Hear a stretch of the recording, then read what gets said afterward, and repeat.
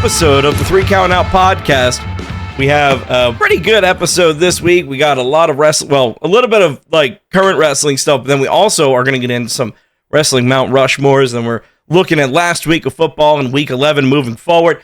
My name is Era V1, and speaking of football, I'm joined this week by 3 men who are my brother in arms against the entirety of the state of Texas this weekend. We got Mike, Jackal, Joker, and FGK.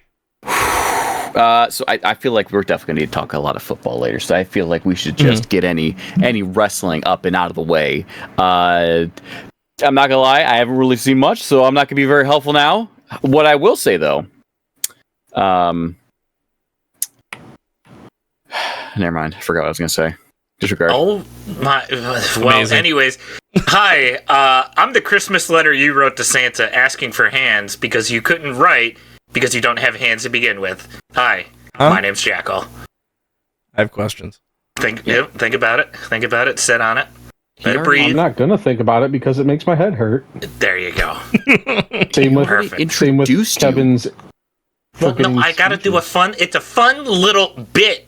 God Kevin. Damn it. We do this to save time, and then you brought it back, and now we're wasting more time. It's not to save time. I do it I can have a personality, and people know me and like me. You! I'm going to say something that should get bleeped out in a second. I am the one Saudi Arabia fears. I am Fire Guy Kev. Only because of your accent. Vince fears God and Saudi fears FGK.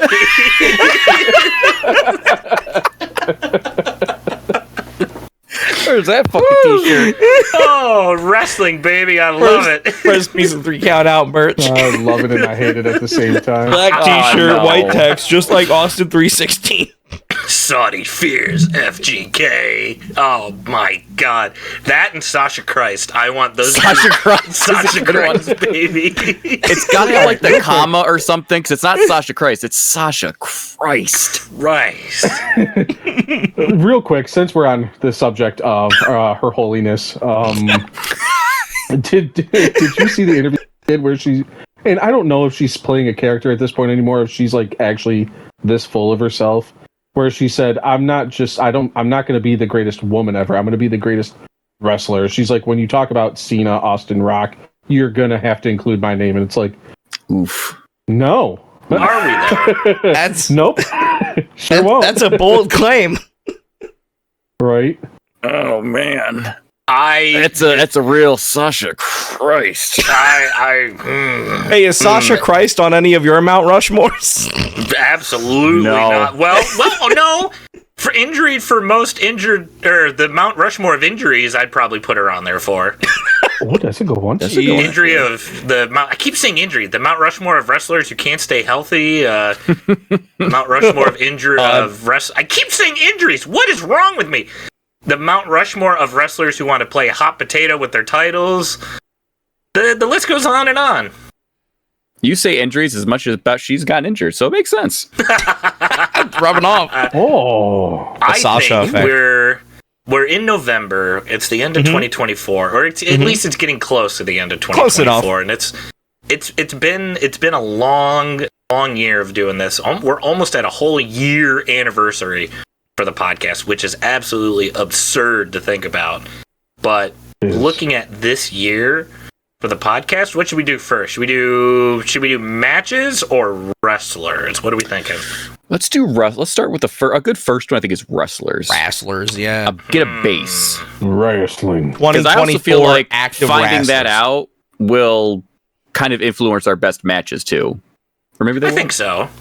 And we can kind of we'll split it up into two separate episodes as well. You intrigued with this one? You stick around to next Double week, dipping. baby. Piggy dipping in the piggy pool. Planning things. Okay, well, when you say it like that, I feel like I got to put my socks on after that one. You're talking about piggy dipping in the piggy pool, sir. Keep those toesies free. And we'll do a little call to action. We're a right Toes now, Out baby. podcast. Make sure if you want to hear the Mount Rushmore of matches for 2024, make sure you're hitting that follow button. Make sure you subscribe over on the YouTube. If you're enjoying this episode, make sure you hit that like button. Please give us 5 stars on Spotify. We are a 5-star podcast. If you don't want to, that's okay. I'm not your father. I'm not going to tell you what to do. If you don't, we flog Jackal. Oh, please. 5 stars, please. My ass depends on it. I heard you were into for it. a few 4 stars now. Who wants to go first? Mount Rushmore of wrestlers in the year of 2024. Now, do we want this to be like we all go down the line naming one, or just someone goes, talks about like their 4? Oh, we get an individual. Well, since there's the 4 of us, there's 4 on Mount Rushmore. We each get to pick one person. Well, I'm not saying one, like we only get one person. I mean, that would be fucking impossible. I was just saying like one, like you go, I go, you go, I go. Repeat the cycle down 4 times. Or No, I think I go and I tell you all about it. I think we do it 2 ways. Everybody gives their own Mount Rushmore, and then we build, like, we see if we can agree to build one peak Mount Rushmore. Ooh. And then that way we get the interaction on social media, see if people agree or disagree. Yeah. See, They don't have a podcast. Who cares about their opinion? Whoa! I care, Mike. Someone wanted to know your favorite food. Ass. They did. And I appreciate it. I appreciate the ones that interact. All right, Nice. let's do Makes me feel individual first. I think for me, I think I can go first. I'm gonna say, ooh, this one's a right toughie. It is. I know I want to say.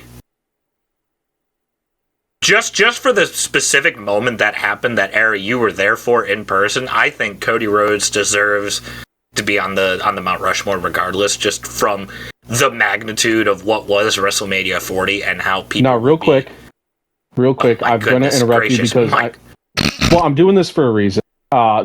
Folks, this is who we think deserve to be on it this year specifically. Yes, 2024 specifically. In the year of our Savior, Sasha Christ, 2024. Because I know people are going to be like, oh my God, he's picking Cody Rhodes. He's going to be a Cody Rhodes nerd. And it's for this year. People I'm a Cody crybaby. I'm proud of it. That was actually a good save, Mike, because I feel like we're all very much. We put out an episode that was titled # We Want Cody. I think it's obvious.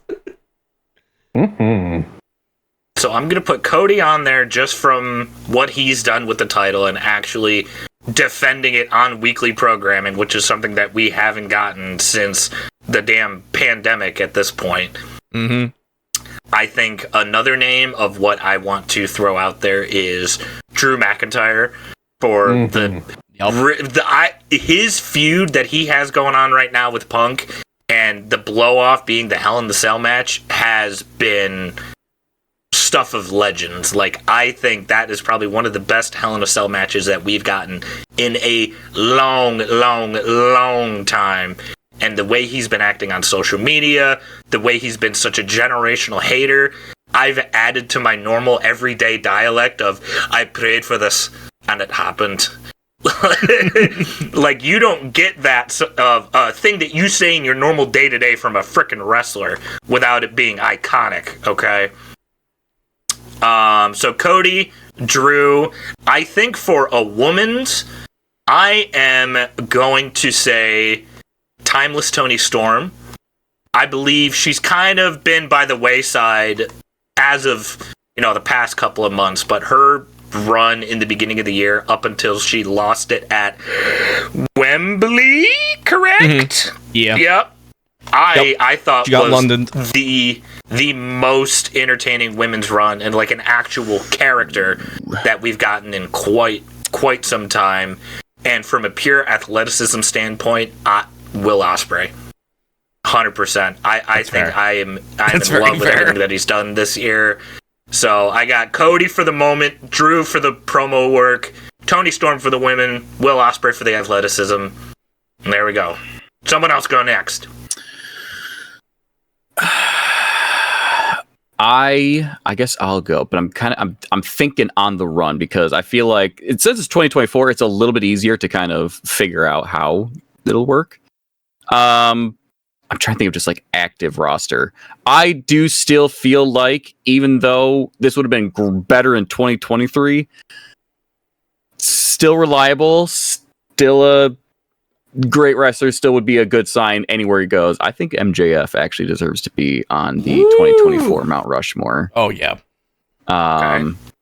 He held the title over the weekend that people got real upset about. What title? He was meeting with a fan at some Comic-Con, whatever, and the fan had like a WWE title. The red strap. Oh, it was the red strap WWE title. Yep. And he was holding it like it was a shit-filled diaper, and as soon as the picture was taken, he threw it to the floor or something. And he just dropped it on the ground. And people got real upset over that one. Meanwhile, the dude that was meeting him had a smile on his face the whole time. I guarantee you the guy probably loved it. Yeah. Right. That's pretty good, actually. So MJF. The best thing to come out of that MJF thing too was him meeting that Peter Griffin cosplayer, and the Peter Griffin cosplayer goes, "Oh my god, I got to meet Hugh Hefner." Oh, I thought you were talking about MJF on Twitter afterwards. Posts the picture of the Peter Griffin cosplayer, and he goes, "Oh my god, I love meeting fans. Meeting Bully Ray was such an inspiration." Well, that's it. And then Peter Griffin guy.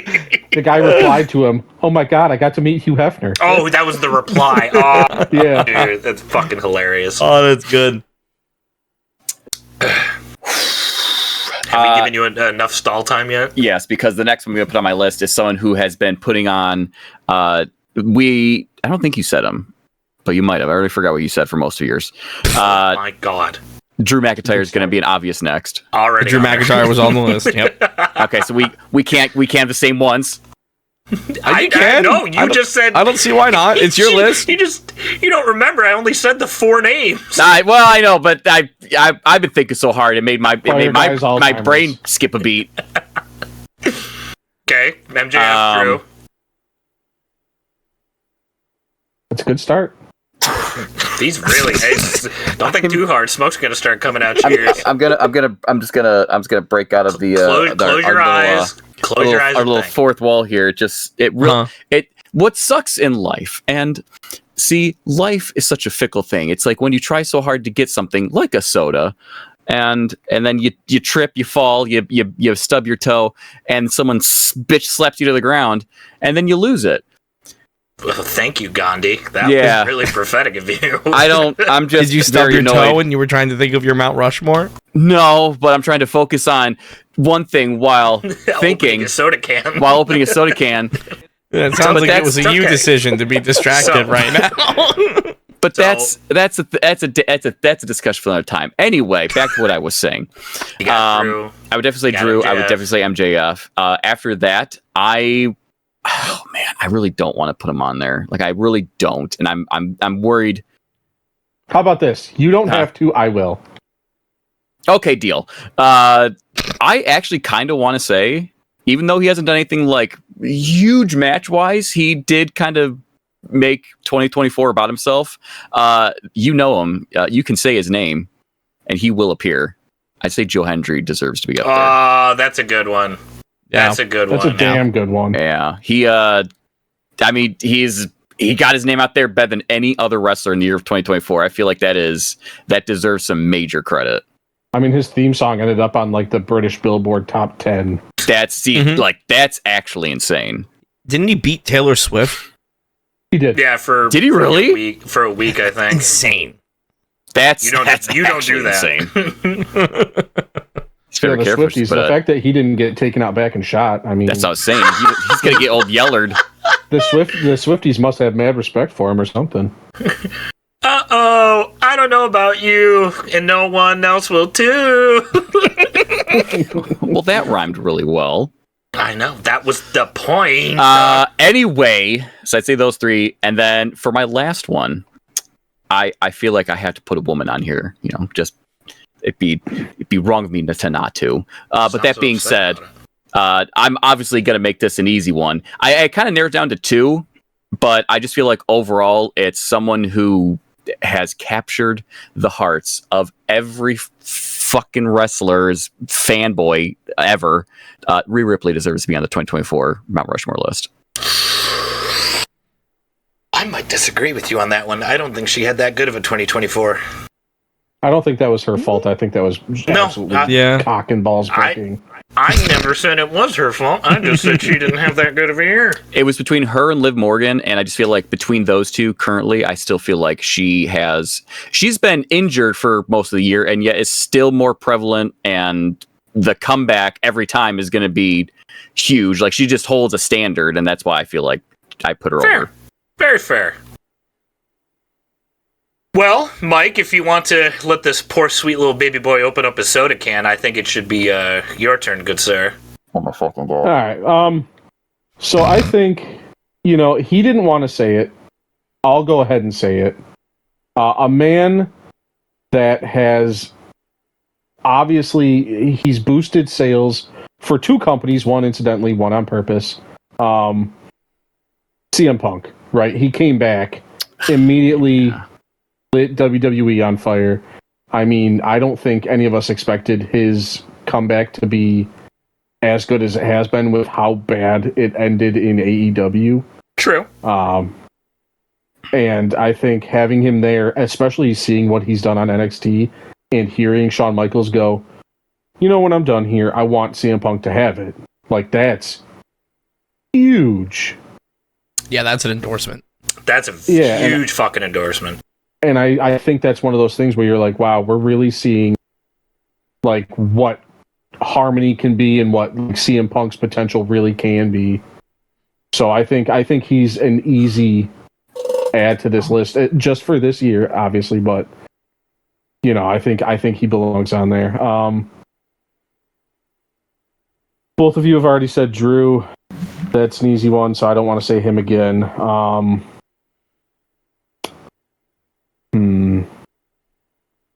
I'm going to go for an AEW guy, Mox.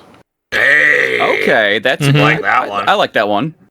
He has been consistently one of their top people for years now. Forever. Yeah, for 5 years, Since the inception 4 of years. the fucking company. Yeah. So, I think, God, that company has been through so much bullshit that without him, I think they are severely lacking. God, you already knocked it out of the park with Joe Hendry, Kevin. I think him being on there is perfect. I don't want to put him on mine to waste of space because he rightfully belongs on there anyways. And I think without him, TNA isn't where it is right now. At. Yeah. Oh, yeah. God, no. That being said, instead of him, I'm going to put on the other person that clearly has been one of the main reasons for this TNA WWE deal, Jordan Grace. Ooh. Good one. That's a good one. I think she has worked. I mean, she just lost her belt, and she has done, I think, more for TNA than their active champions. Yeah. Especially when you have people like the Hardys as your champions. Anyway. What do you mean? They're in their prime. Yeah, obviously. Shit, I'll say third it. prime. I've heard more about her than fucking Dolph Ziggler. Honest to God. Yeah. Exactly. Yeah.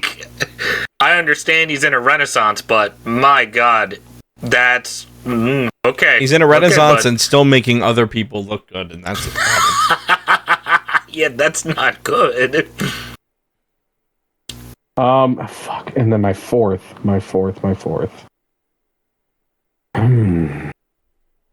Seth Rollins. Oh, okay. Yeah. You want to talk about Cody Rhodes having that moment? The way Seth Rollins gave his body for WrestleMania, and the way that man has been able to, he makes everybody he's in the ring with look like a fucking star and a half.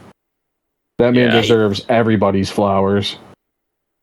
He came out with the Muppets. I remember that one. He did come out with the The Muppets. Mummers. Hey, Whoa, what'd you call me? I thought we were all friends on this Called podcast. you a mummer. Okay. Called you a mummer, not a Muppet. I'm not sure if you can say that. I know what a Muppet is. I'm I pretty can sure say a mummer. mummer. I'm from Philly. I can say it. Oof, man.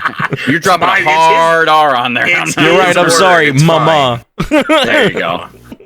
No, Mike, I know exactly what you mean. Like, I didn't watch Crown Jewel for obvious reasons, but hearing everything that he did with Bronson Reed just made him look like fucking Hank the Tank, curb stomping him here, curb stomping him there, curb stomping him everywhere. And just knowing that that's what Bronson Reed needed to eventually propel him to a higher level, it's give credit where credit is due to fucking Seth Rollins. So I know exactly what you mean. That's a good one. That's a very good fucking Mount Rushmore, Mike. I appreciate it. Yeah, I think you had Mox. Mox is definitely on mine for sure. I think front and center, if you're looking for anybody to represent AEW, it's Jon Moxley. Everything he stepped in to save the company from CM Punk. Like, literally gave up his own vacation, his own time away, had an amazing run just out of nowhere, out of necessity, and now what he's doing with the Death Riders and stuff, we'll talk about it more next week when we get into Full Gear, but it's pretty good shit that's going on over there, and it's giving AEW consistent storytelling. If you ever want to look at good AEW, just look at anything Jon Moxley's involved in. Anything. Even when the BCC lost Regal, Moxley was still there trying to save the storyline and trying to be like, coaching and trying to take on a little bit more of that mentorship role rather than being in the ring. Like, he's willing to do whatever he needs to do. So absolutely at the top of that list. I think number two, I think, Kev, you had Rhea Ripley on yours. I think Liv Morgan goes on mine. She came back at the Rumble, right? So started this run at the beginning of the year, right at the beginning. And obviously now towards the end, she's the women's world champion. Seems to have worked out, but she came back from an injury that's not easy to do. And she came back and still retained all of that kind of momentum that she had from before. I think especially Liv Morgan is somebody who's she's always been with somebody else, and she still is. She's paired with Raquel and Dom, I understand. But she's a singles champion now.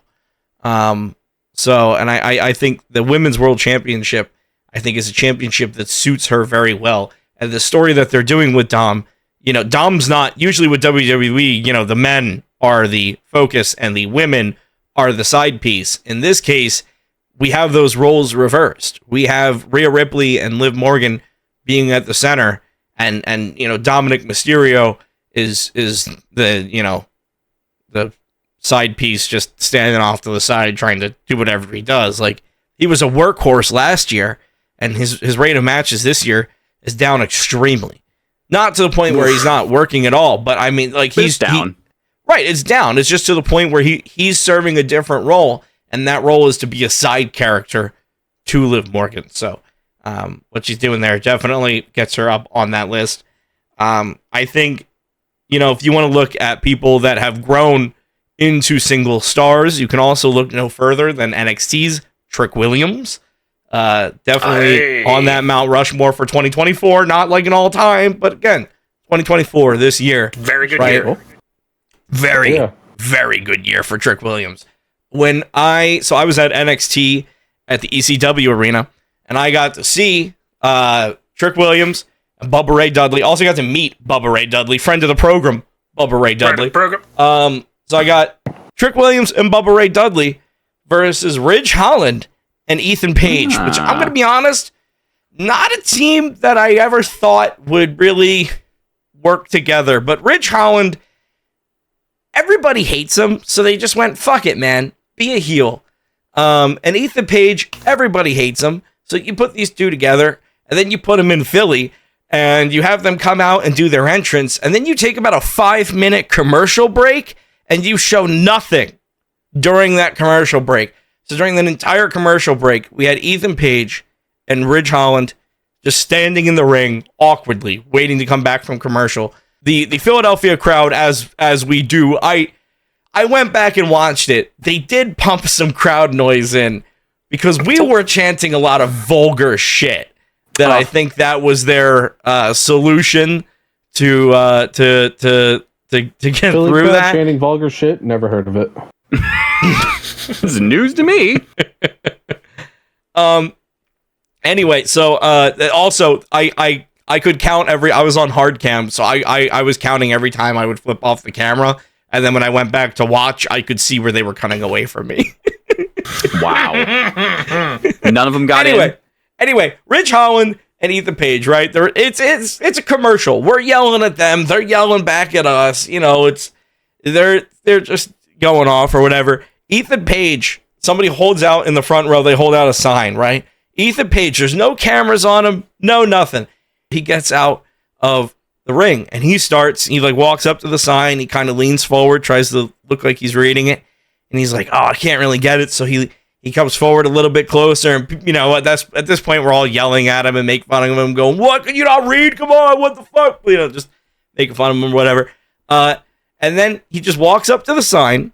He reads the sign, reads it out loud, and then just grabs it, rips it up into shreds, throws it into the trash that was at ringside, and gets back in the ring. There were no cameras on him. WWE never recorded it. He just did it. And just them being in commercial and just the interactions that they were able to have with us as a crowd, I think, you know, that helped build up that kind of other team for Trick Williams and Bubba Ray. And Bubba Ray just let Trick Williams have all of the momentum in that match. I mean, obviously Ridge did wind up pinning Trick, but Trick has had an amazing year. And I don't think you could look at Trick Williams and call him a failure in NXT. So I don't see why he wouldn't be on anybody's Mount Rushmore for 2024. And then somebody, you know, this fourth spot, I was thinking about it and I was trying to think who could really fit that, right? We have Mox for AEW, we have Liv for kind of the women, we have Trick for NXT, the up and comers. So who could be that WWE roster stable that, you know, who's that kind of person that's always there, that's been putting in work, that's maybe somebody that's not getting picked as often? And I want to go with Kevin Owens. I think, you know, we can kind of talk about this a little bit more, but Kevin Owens obviously having a amazing story going on right now with Randy Orton, and giving Randy Orton a pile driver on TV, like that. Nice. That actually got me. I'm not gonna lie. I saw the clip and I was like, oh fuck. And then I saw them stretcher out Randy and I was like, oh fuck. And so I went back and I had to go back and rewatch it a couple of times, and I slowed back the playback speed, and it was safe, but just the way that everybody reacted to that, I think is great. And Kevin, I think, has been always somebody that you always want to see him with a tag team. You always want to see him with Sami Zayn. You know, people like Kevin Owens and Randy, right? He's always been more popular as a pair, but I think he's finally getting these opportunities to get a singles championship. He's had these opportunities in the past. He's had these championships in the past too. So I think 2025 is going to be an even better year for Kevin Owens. I believe it. So now is they came out and said, WWE social media said that Orton was injured after that, he injured a thing in his spine or something. I'm not quite sure. Cervical cord neurotaxia, which is a temporary or permanent form of, I think, paralysis or motor function loss. Oh yeah. Oh, okay. So they're saying cervical cord neuropraxia, and no timetable for return. That probably means he's going to be back at the Rumble. Just in time. Yeah, probably. That's what I'm thinking. Because it's quote unquote 6 to 8 week recovery timetable. That sounds like perfect Rumble time, actually. Huh. I mean, it makes sense that War Games is going to be, all bloodline from top to bottom. Right. There's nothing really in December. Is this the first year where they're going to move the Rumble to the beginning of February now? I didn't know I remember seeing something about that. I don't know if there's any truth to that or whatever. I don't know if they've actually announced a date yet. I would hope that they've sold tickets or something. I think there is an official date. I just don't know what it is off the top of my head. January 27th. Yeah. Oh, end of January. Okay, so it's not in February. Got it. I know it's in Indy because they did the little segment with Rollins at the Colts Bears game, which was all cute when someone dumped him over the side, one of the former Colts players or whatever. Regardless, I like our little Mount Rushmores. I think let's do a real quick one for the social media. Where we each pick one of the people on your Mount Rushmore. I'm gonna do a little one that might spike interaction. I think mine's an easy one. I'm gonna take Cody Rhodes off of mine and put it onto the Mount Rushmore for the 3 Counted Out podcast. Understandable. Gentlemen, pick one of yours. I'm gonna take give me Joe Hendry. Okay. Mike? Don't think too hard. I'm gonna take the lady on this one. I'm gonna do Jordan Grace because of what she's done for TNA and the merger / borrowing or whatever they're doing. Very fair. Era? I'm gonna take Trick Williams. Why? I don't think anybody can. Again, I don't think anybody can say anything bad about the year that he's had. I think this list of 4 will get some people talking on social media, boys. Yeah, and hey, comment of the week. We want to know what your Mount Rushmore is. Let us know in the comments below, and we'll react to some of them. Give us your Mount Rushmore of 2024. And if someone does comment, I'll make FGK give me his Mount Rushmore of college football. Yeah.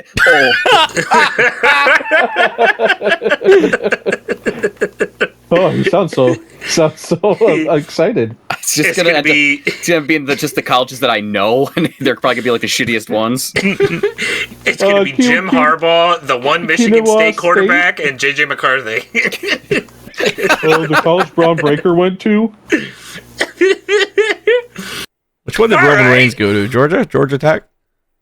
Yes, Tech, he was at Georgia Tech. Yeah. I think we covered all the wrestling news this week. It's a very, very quiet week. I don't know. Yeah. Mike, you're usually a smart wrestling fella. Yeah, I really, we talked about the one thing with Randy Orton and his now dainty spine. He took a pile driver and now his whole spine is apparently in his ears or something. See, that's because he didn't take a Tommy Vendetta pile driver. That's the safest pile driver in the biz. Well, it's because he didn't have his morning V8 or prune juice. That's what happened. Oh, no. Yeah. Now, if that pile driver had happened in the Vince era, he would be back by Survivor Series. No, he'd have been back today. And next week. Spine. Maybe he could show. Maybe he shows up in a wheelchair and a neck brace this week.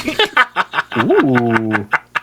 One of the important things that actually happened is that WWE finally got off their ass because we have a bunch of talented women that are doing nothing besides for shuck and jive comedy.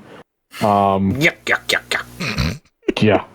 We finally have a women's mid-card title on the main roster. It's kind of bad that NXT leapfrogged them, whatever, in that. We have a women's United States title, and already people are, picking who they want. And I agree for the most part that it should be for women that normally, or like the women that probably aren't going to get a big title shot ever.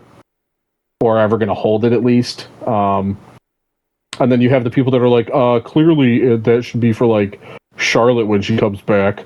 Oh, gosh, she's still a wrestler. No. I don't even think Charlotte cares about that title. Yeah, you guys are missing the whole plot of what this book's supposed to be about. So how is this title going to work? Because it's not locked to one show, is it? You know what? Don't tell me they do 2 mid-titles. 2 mid-titles is an awful idea. Well, they have US and IC already for, Raw and SmackDown. That's the whole...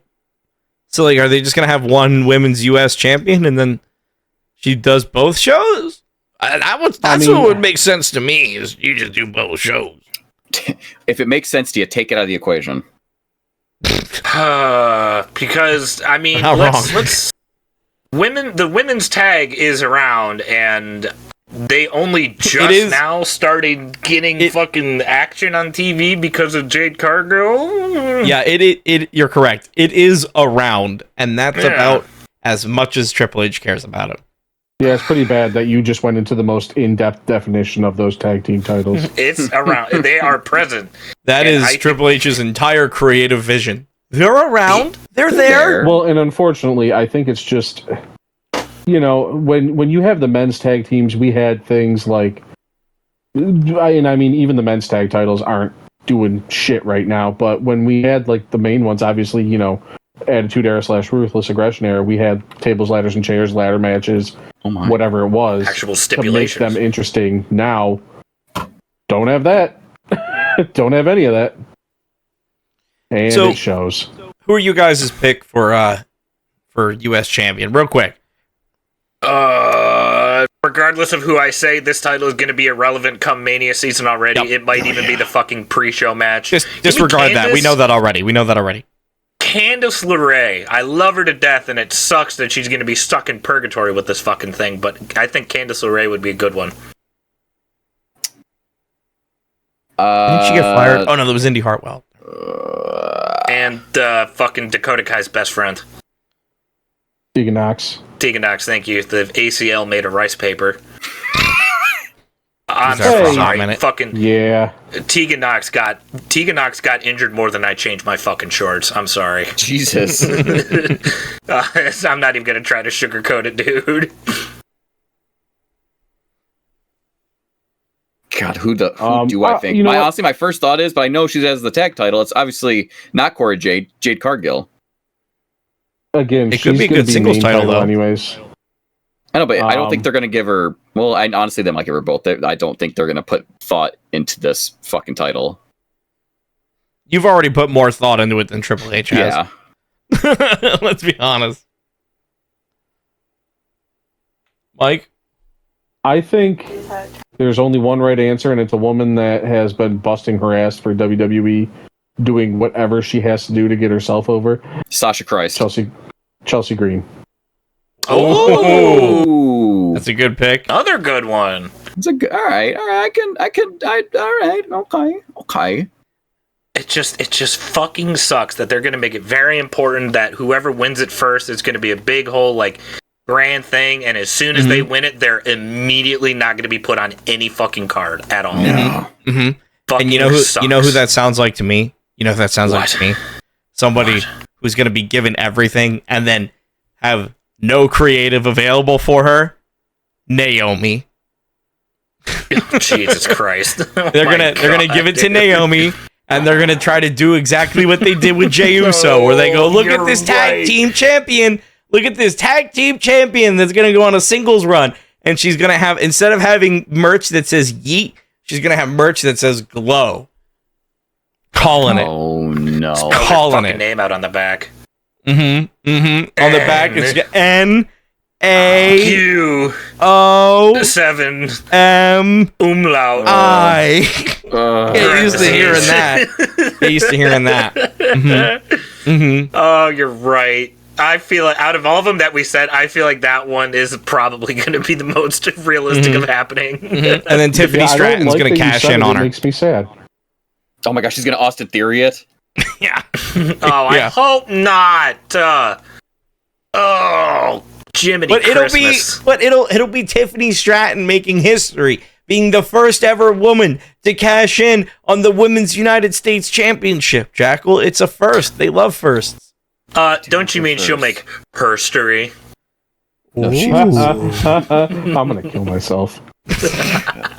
I'm gonna bundle Ruski my brains out. Well, speaking of bundle Ruski, I think a bunch of football things happened over the weekend as well. I was gonna say let's bundle Ruski over into football. Listen, I just gotta get something off my chest here. Do it. Say it.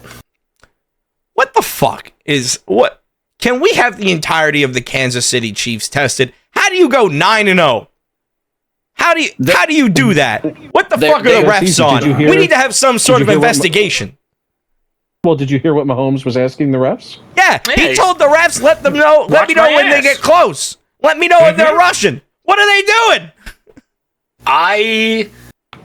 I want the FBI, damn it! Little too coincidental to be like a tinfoil conspiracy at this point. Like, there's something going on here. And however, if that means that, unfortunately we got to get a Lions versus Chiefs rematch at the end of the day, that conspiracy theory can happen all day long. Keep it going, actually. Let the Lions be the one in 17-1, baby. Oh my God. we would become the country's, favorite. We'd become America's team based off of that alone. I'd come. All of the Swifties would hate you. Everywhere. All of the Swifties would hate you. Well, I mean, we don't want to be friends with them anyway, so that's fine. Careful. Well, okay, hold on. Don't start picking fights. They could be listening. Why do we fear this? Why do we fear them? It's like talking shit against the mob. Hey, listen, Listen, they have power. They have power you cannot comprehend, Kev. I know they brought down the price of eggs one time in 2020. It's fantastic. That did happen. Taylor Swift told her cronies, I'm sorry, Swifties, to mass text one of the egg factories, and they actually lower the price of eggs by 20 or 35%. Why do you always go after people in power? You go after Saudi Arabia, now you go after the Swifties. What are you trying to do to this podcast? I think Kevin gets his news from an SNL article. No, that's true. That happened. What's your source? The Onion? Yeah. I'll try and find it. Regardless, the Chiefs somehow, some way, find another fucking game to stay alive through because that poor Taylor bastard Swift, dark magic on the Denver Broncos on the field goal unit got absolutely ran over by the entirety of the Chiefs defense. McAfee was doing some analysis today on his program. Pat McAfee, friend of the program. He basically was saying that guy shouldn't have been on the fucking field. He stinks. His form, terrible. His hips dropped. His head, he did a replay of them blocking the field goal. The guy that let through the person that blocked it, he didn't even raise his head. He kept his head down the whole time. Jesus. It's a little too coincidental, the things that the Chiefs are doing. But thankfully, the game that they got this week finally might put a stop to all of that craziness. We won't get into it now. We'll save it for the Pick Ems, because that is one of the games that we'll be talking about this week. One game that I do want to get into, we'll get into the meat and potatoes of it all now, because the Philadelphia Eagles went into Jerry's world and absolutely had their fucking way with poor Cooper Rush. Instead of, yeah, here we go. Yeah, here we go. Oh my God, I was thinking that exact same thing watching it. I was like, man, this guy hasn't hit puberty yet. Yeah, here we go. And poor fella. He did his best. Is there a fucking contract in there? I thought that was just a Dak thing because he's trying to be unique. Is that in the Jerry's contract? He goes, and every hike you have to say, yeah, here we go. I think Jerry tweaks his nipples when people says that. You say, yeah, here we go, and he goes, yeah, we are.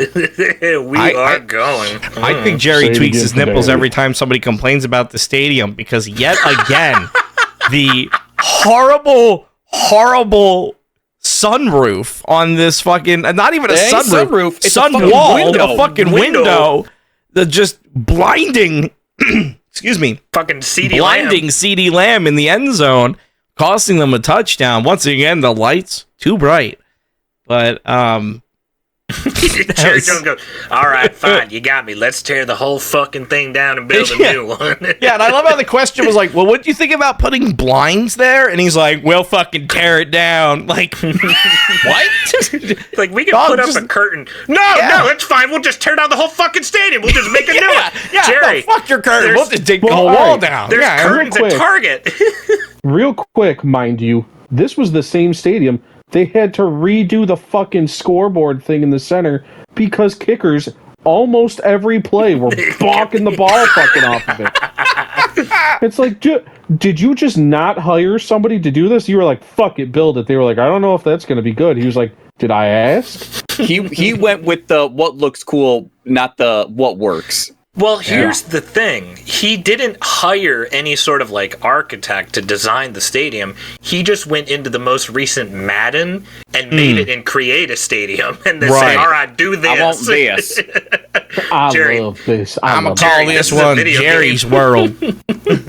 What do you, this is pixels. What am I supposed to do with it? Figure it out. Okay. Make it real. Make it look goodly. Goodly. I got an interesting perspective of this game this week because I was watching this game live at a 10-year-old's Dallas Cowboys themed birthday party. Family. My hands and clap. Yeah. So I was watching this. I was the lone Eagles fan in a room full of Dallas Cowboys fans. Luckily, we left. So luckily we left during halftime. So we left before it got too bad. Otherwise, I may not have made it out of Dandy's parents' house. But Oh no. but it was very funny going into this game. And we're all talking, and I'm talking to them. And I'm like, "You guys think Cooper Rush is gonna be any good?" And all of them looked at me and just went, "No, no, you guys are gonna win this one." And I was like, "Yeah, that sounds like being a Cowboys fan. It's fucking great, dude. The tears of Cowboys fans fuel me. I've never felt more energetic. I'm scrolling through Twitter and I'm watching people fucking bitch and complain. I'm loving it. I'm loving it. The fucking Patriots suck. The Cowboys suck. It's great. This is awesome. It's what they deserve. Not specifically the family that's close to you. They don't deserve that. Well, I mean, listen, they're the ones that are Cowboys fans. Yeah, it's like a yes and no. Not all of them are Cowboys fans. Some of them have a little bit of taste. We got Dandy's grandmom is a 49ers fan, so we don't shit talk the 49ers. That's taste. Hey, Dandy's grandmom don't shit talk the 49ers. You have respect for your elders, damn it. Not with their 49ers fans. Well, she remembers the good old days of the 49ers. Well, that is true. She was there for fucking Jerry Rice and Joe Montana, so that does make sense. So, some of them have a little bit of taste, but yeah, listen. It was just very funny. Finally getting to hear a Dallas fan admit defeat. It was very good. And my like I said, my Twitter has just been full of people complaining. It makes me feel so good. See, I was saying this earlier, and maybe I'm just becoming sentimental in my older age. But as far as teams to hate, I think I've officially dropped my feud with the Cowboys fans. Jerry's just fun to make fun of because he's old and decrepit and doesn't know what the fuck's going on anymore. But I guess because we're not even in the same. They're AFC, right? No, they're in NFC? Harris division. Cowboys are NFC East. Oh, they are. Oh, well, then I'm just so not threatened by them that see, I just don't care. The reasoning is that Vikings fans and Packers fans are just some of the most obnoxious fans. Oh my God, yeah. And it sucks because their team's actually doing pretty good. So it's, you don't really feel bad for when their teams lose, but the Cowboys fans, and sometimes they may be, at least you're kind of like, well, they're also, probably going to be regarded as maybe the worst team of this season. So, Oh, no, they're not. I mean, the Cowboys are going to be the worst. No, they're not. The There's New a York lot of Giants still exist. Yeah, that is you fair. You didn't watch Germany's Final Punishment, did you? Oh my God, By the way, Jackal, that's what I've been using every time. I love that. It's Germany's Final Punishment, dude. The worst two teams in the conference sent and it over went there. into overtime. Broke it up by a Machine Gun Kelly concert. I was hoping that this game, it would have been poetic if it ended in a draw. It would have been so poetic. That's what it deserved, to be honest. It wasn't good. I don't even want to talk about it, dude. They both suck. Good for Bryce Young for picking up a win, but Daniel Jones deserved to be working at fucking Walmart after this weekend. Fries in the bag. Please, honestly, football in a receiver's hands. Anything, brother. Goddamn. Besides that, nothing really too exciting this week. In fact, a lot of close still games, plenty of low scoring. Quit stealing my football bit, damn you! There's plenty of exciting stuff. You're saying Cowboys fans don't deserve hate. Now you're saying there's nothing exciting in football. Motherfucker, quit stepping on my toes. Was getting there. Okay, fine. No, it's you fine. do your No, thing. No, it's fine. I won't even say my piece anymore. I'll let you. Mom and Dad are fighting again. It's fine. I was gonna bring light to something, but no. That's why I drink. Tell me about it. Now we're gonna hear something uncorking in the background halfway through the episode. Clunk. No. Of course Cowboys fans fucking deserve this. Cowboys fans deserve all of this. The way that they were acting after the Lions game, like those referees that bailed them out were the second coming of Christ on that field. They were all laughing, getting on TikTok lives, dancing and pointing at all the Lions fans, getting angry in their comments. People like Tim the Tatman being fucking fans of this dog shit organization. That they is were actually great a big one. for years and years and years and years. They were great before Mike was born. They were great before my dad was born. Have they done shit since then? No. The Lions, in the time span since the Cowboys last made the NFC Championship, the Lions as an organization went 0-16 and made the NFC Championship more recently than the Dallas Cowboys, and yet their fans still decide to run their mouth. This is what they deserve. I don't care. I'm bringing them down with me. We were the laughing stock of this league for years, and now their downswing, I'm going to kick them while they're fucking down. I don't care. I'm slightly curious. I fully understand. I'm with it a little bit more now, especially with the whole Tim the Tatman thing. Yeah, we never want that man to be happy. That's all it took. It just sucked. I wish Ninja was a fucking anyone else but a Lions fan, because at least when they lose, I get something out of it now. Go on. But anyway, I'm just gonna bring a point. Now I tested the waters and no one said anything. Now we're a sports podcast, and I'm sure people from all over the country listen to us, and that could be Vikings fans and Packers fans, which I just openly said are the worst people, and you guys were like, yeah, fuck them. But I mentioned Taylor Swift one time, and I heard all your asses clench at the exact same time. I'm just wondering how much she pay you, and can I get some? Oh, she didn't pay me a nickel. Oh shit. I'm just legitimately scared of the bottom Swifties. of a fucking lake. Yeah. I like having cinder blocks not attached to my body. Yeah. Mm-hmm. Right, They're gonna find Kev with a friendship bracelet around his neck. No. Death by perler beads. Plenty of other things going on in the NFL. We touched on the Eagles one. We went a little in depth there. The other game that happened is probably... I don't know the words to describe this just yet, but the most interesting Sunday night football game of all time, the most wild Sunday night football game of all time, whatever word you feel like you can describe it. The blood pressure Sunday night football game of all time. The Lions went down to NRG Stadium to take on the Houston Strouds. And that game could not have started any worse for the Detroit Lions, as Jared Goff ended up throwing 2 interceptions very quickly after one another. However, looking back on the replay footage, not his fault for the first 2. No, yeah, not his fault. Not all of them. Not the first 2. The first other one got 3, deflected. yes. First one got deflected. Whatever. It was just a really weird ricochet. That's fine. Not Rick O'Shea in AEW, just a ricochet. Popped out on the field. The other one, he got hit from behind. The ball spurted out basically into the hands of a Houston defender. So those 2 are kind of a moot point, I'll say. The other one, the third interception at the end of the half, I'd also say is kind of a nothing interception too, because there was fucking 2 seconds left in the first half. What else are you going to do besides throw it up? It doesn't even matter who caught it. Hail Mary shouldn't count. Hail Mary. The only thing that counts with that is that it's a stat and that it's going to be 5. But besides that, no, it didn't. Him getting that, I was kind of like, anyway, it's whatever. Yeah. The 2 in the second half, I don't have an excuse for those 2. Those ones were just bad balls. If I may, a little stat that came out after the game.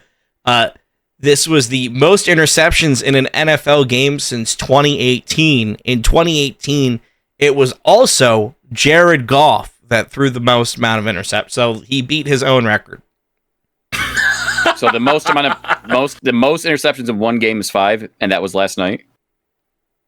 Yes. Yeah. That's actually kind of impressive. And the last time that was done was by Jared Goff when he was on the Rams.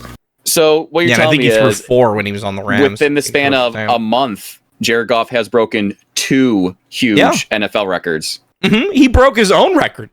He improved. Well, not broke his own record. I mean, he's the first person to go 18 for 18, huge, and he's also the first person to throw the most interceptions in a game. Like he perfectly hit both ends of the world record spectrum.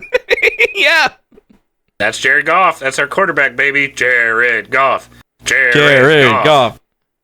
See, the one thing I am seeing online, and I will call you so-called, not you guys, of course, but those so-called Lions fans out where they go, shit, quarterback. I always knew Goff was like this. You fuckers need to take a breath or go root for the Chiefs, because anyone could have a bad game, and it's annoying whenever you guys. Now, mind you, I get annoyed when we don't play good. It sucks, but therefore I'm still like, you know what?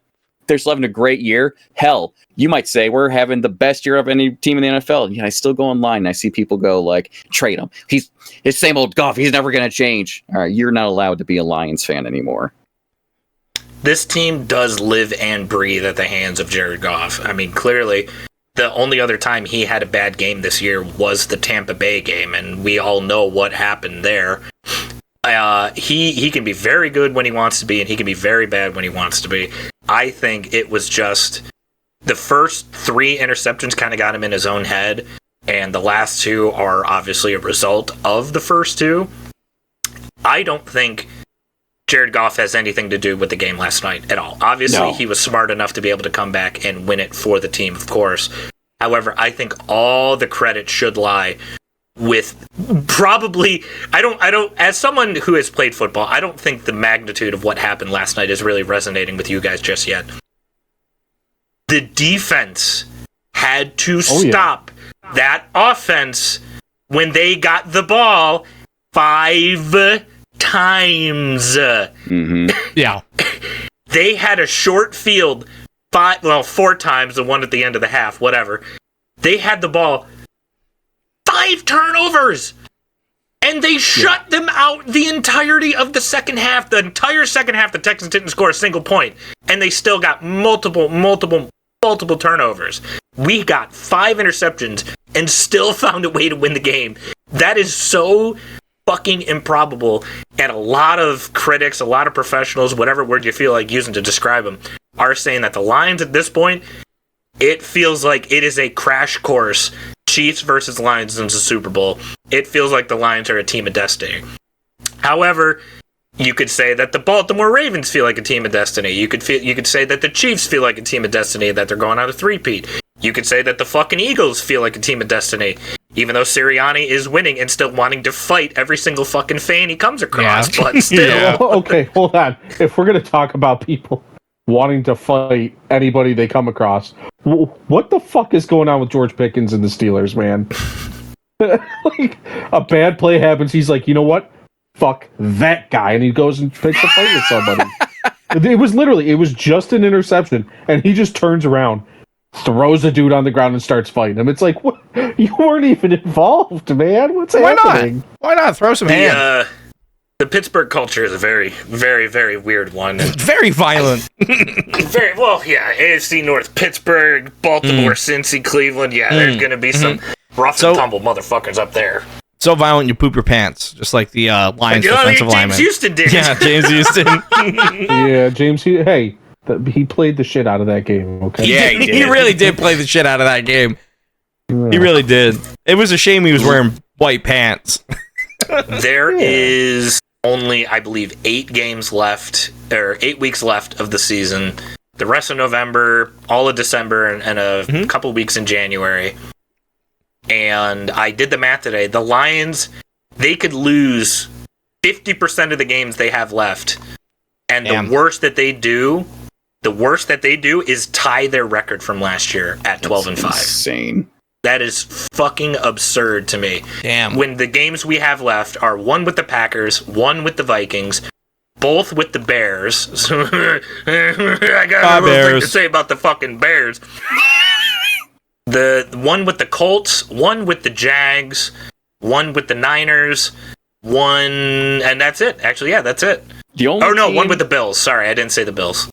I'd say out of those teams, Bills, the 49ers, when they play healthy, can be, a little much. Well, they have Christian McCaffrey back, which makes them a bit more dangerous. Yeah. And I do feel like Green Bay is coming for blood when we face them again. I hope we beat them again, but I feel like there's 3 games that we're gonna really have to try, and then the rest, who gives the Jags? Okay, Tony Khan, get out of here. Yeah, that's next week. I'm not gonna say if it's gonna be a fucking walk in the park, because the Jags the past couple of weeks have been in very tight games with the Packers, Vikings, and Eagles. They were in a 1-score game with the Eagles, so everything that they have been doing recently has been very close. So they. Unfortunately, they're probably still going to be a pushover at the end of the day, but they're going to be a much better team than people had anticipated. Regardless, it's not one of those games where you should just look over them and be like, "Oh, we got it in the bag." Yeah, very trap gamey with how well they've been playing lately. So I'm not gonna count them out any means of the word. I still think the Lions are going to win, but I just don't think it's going to be another Tennessee, if you will. Actually, to bring that up, because my whole thing is apparently just picking fights with random NFL fan bases. Go for it. Ethnicities. Everybody has to have a hobby. The fact that everyone's freaking out. Now, I did go back and watch it. It's not the most egregious pass interference, but I guess it was pass interference. That one save that he had in like the 4th, if you guys saw it. They're like, these refs cost the game. Always buying out the Lions or whatever, and be like, okay, first of all, that means you don't know shit about the fucking Lions. Second of all, you didn't lose because of that. You lost because you got the ball 5 fucking times and refused to score on any of them. That's why you fucking lost. There you go. That is a much, much smarter take. Unfortunately, I'm going to be actually the constant saying that the refs bailed them out, the refs this, the refs that. It's a very casual take. Like, clearly that one call would have affected that drive, but that doesn't guarantee that you would have been able to go score or kick the same field goal. Like, it's the same thing with the Vikings. The face mask in the end zone. You were still down and you had to march the length of the field. Yeah. Sure, it was a face mask. That doesn't mean you were going to go down there and actually score anything, but it's fine. No, they were going to march it with no timeouts and 58 seconds on the clock, 90 yards. Oh, yup, and I'm actually the Tooth Fairy, turns out. Wow. I knew it. I mean, at the end of the day, if you have the ball 5 times and you can't do it, you had 5 picks. That's like a fucking gold mine. That's Christmas morning. Like, if you can't numbers. Yeah, if you can't fucking capitalize off that, that's on you. There's something you got to fix there. And speaking of fucking call outs, fucking Dan Campbell with the fucking call of the century. Oh yeah, the prophet Dan Campbell. Hey coach, what do you think you need to do in the second half? Well, we need to keep the ball moving. And we're going to need to get a couple of picks. It's really important. And we got a pick.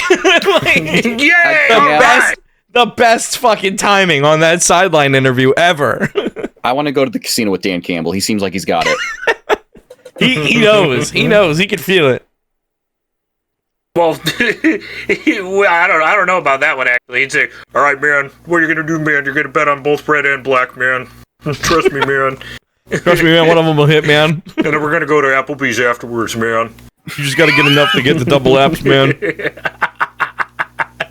See, I got grit. I like grits. I definitely see him like you're down to your last dollar, and you're up $1,000, and he said, "Put all on 18 red. Trust me, go for it. You always go for it on 4th down.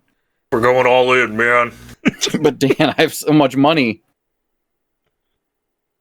You know who else has money? Going a real quick rundown through everything. The fucking Chicago Bears.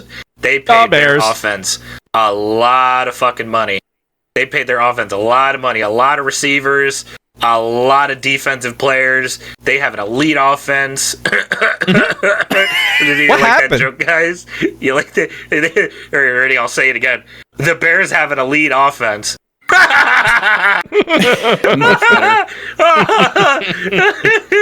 Oh god. Oh, it's funny. What the fuck happened here, man? What is this? What 19-3? How against the Patriots? The fucking anemic Patriots. Patriots. A team of Make-A-Wish kids could beat the fucking Patriots at this The point. fucking 3-7 Patriots. I'd rather watch that game than the Panthers. It was a literal verbatim cripple fight. Well, if that was Germany's final punishment, this one was a honest to God cripple fight, man. It was not good. The Bears, I think. Let me pull up the number here. The Bears have not scored an offensive touchdown in 21 straight drives. Jesus. God. 21 straight drives without a single offensive touchdown. That's awful. That's terrible. That's, I think, that's no offensive touchdowns in, I believe, almost 2-3 games. Gut it and start over. That just goes to show you that Justin Fields was never the problem. That just goes to show you that all of these people that the Bears have gotten in and out over the years were never the issue in this situation at all. It's always been the Bears. Mike said it on a very early podcast. Justin Fields wasn't your fucking problem. The Bears are your fucking problem, Bears. Like, you have a lot of issues to figure out, and the fact that you got Keenan Allen, you got DJ Moore, you got fucking Rome Odunze, you got such an elite core of receivers. I mean, DeAndre Swift is there too, but I think he's due for his yearly get injured for the rest of the season coming up here in a second. Yeah, so he let me down. That's a bit of a moot point. Well, and they go, all right, we're going to draft a quarterback. Okay, is it a good quarterback? Yeah, we think so. What about your offensive line? What? Your offensive line. Our what? You say something? I don't Sorry. know what that is. I couldn't hear you. My new Caleb Williams jersey is too loud. I couldn't hear. I'm very sorry. Yeah, Did you say offensive line? We thought you meant escort into the end zone. We thought you said paint our nails instead of learning plays. Play football. We thought you said polish our foot balls. I don't know where I was going with that one. It's so bad because they have so many divisional games left. They got to play the Lions twice. They got to play the Vikings twice. They got to play the fucking Packers twice. The Bears are going to be in a world of hurt, and unfortunately, I don't think a single draft pick is going to make a difference next year either. So they are going to be in the basement of the NFC North for quite a while to come. Real quick, running through the rest of the schedule that we didn't get a chance to talk about. The Buccaneers outlast Baker Mayfield and friends 23-20 in Christian McCaffrey's return. The Russell Wilson Steelers eke out the Commies 28-27 in a much better game than I had anticipated. The Vikings shit the bed against the Jacksonville Jaguars, not scoring a single touchdown and finding a way to win the game again. Sam Darnold reverting back to his old self like everybody fucking thought was going to happen. Jared Goff threw 3 interceptions. Okay, Minnesota, your fucking guy threw 3, and you guys didn't even score a single touchdown against a much worse Jaguars team, so I don't want to hear it. I do like that recently, since we've stopped playing them, the amount of shit I see online from them has gone kind of silent. It's almost like they are aware of it. Oh yeah, it's very nice. The Chargers outlast the anemic Titans 27-17. The Saints and their new interim head coach knock off the Falcons because, their Falcons kicker might be on the market here soon. Mr. Younghoe Koo missed 3 field goals on the day to give the Saints the edge there. Oh my God. Professional How far kicker. were they? Within reason. I know like the pencil 30? thing is, being a kicker is harder than you think. I'm sure it is, but when that's your whole job, you are not allowed to lose 3. That's it. He's going to the XFL. Ship him out. Well, you don't want to go to Canada because dude had to hold his leg together. Yeah. So, Yeah, I saw that. Canadian football player, I believe quarterback. He got hit and just like shin level, his leg just broke right in half. Oh, no. Very similar to what happened to Hutch. Oh, Yeah. it looked worse. It was much worse, Because but it's the It similar wasn't injury. good. It wasn't good. Yeah. I saw that while I was eating And- chicken wings. It wasn't good. Oh, no. Well, and No. you see one of like the offensive linemen collapse because guess what? Nobody's ready to watch a leg just dangle there. Yeah. Just swinging around. Yeah, did you listen to it with audio? The people that are around him are like, "Oh shit." Yeah. Oh, and that's Canadians saying, "Oh shit." So you know it's bad. I was not ready for that. I was like, "What? Canadian kicker does what?" And I was watching. I was like, "Oh my god! oh no!" Quarterback, not kicker. Quarterback for the Argonauts. Man, Yeah, they are. They're built different in Canada, and by built different, I mean apparently built very weak, very flimsy. Well, here's the thing. That vinegar. What'd you call me? He was easy. Hey, he was just sitting on the ground. He was sitting on the ground holding his leg like, beans. Meanwhile, like everybody around him's collapsing and throwing up. Are you okay? He's sitting there in shock like, boy, this is a pickle. Wow, what did I do here? Record scratch. You're probably whining how I got up this situation. Oopsie poopsie. Yeah, oopsie poopsie. We call this a whoopsie daisy, and we just move on.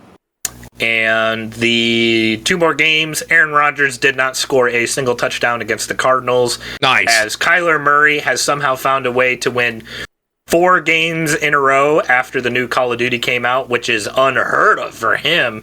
Good job there, Kyler.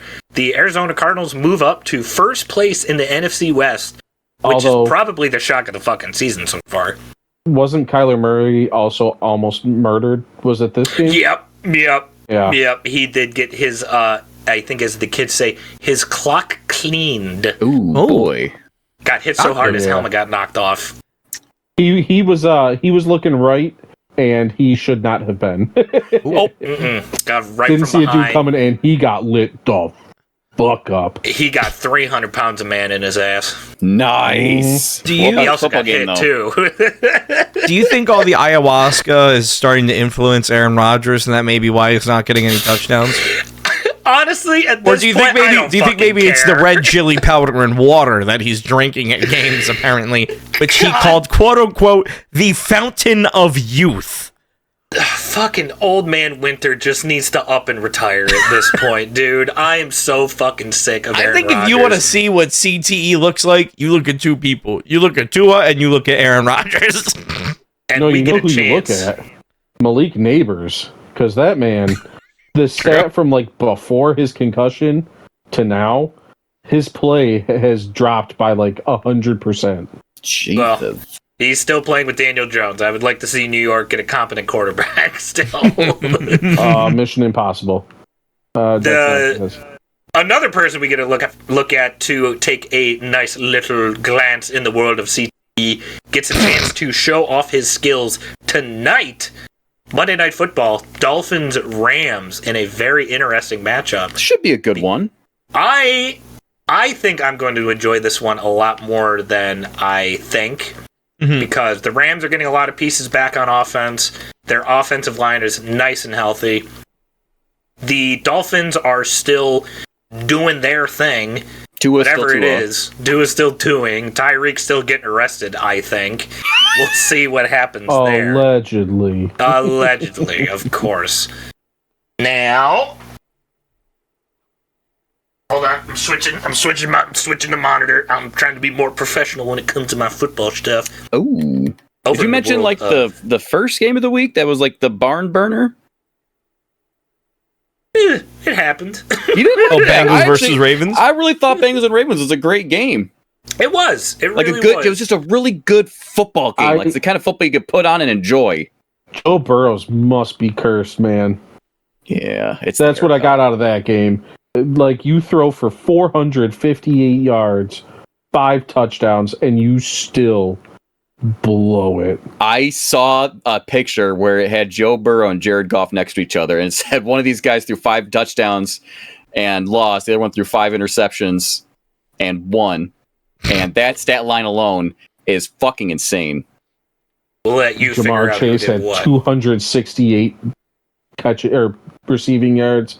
He had 2-3 touchdowns, and again, nothing. 55 points in fantasy too. Yeah, it's pretty good. Yeah, that's as Switching most of some gears. people's teams do. Oh, like mine. thanks for beating me really badly this week, Mike. I really appreciate it. You have a chance to. I'm 9-0. I'm still undefeated. I'm waiting. What the fuck?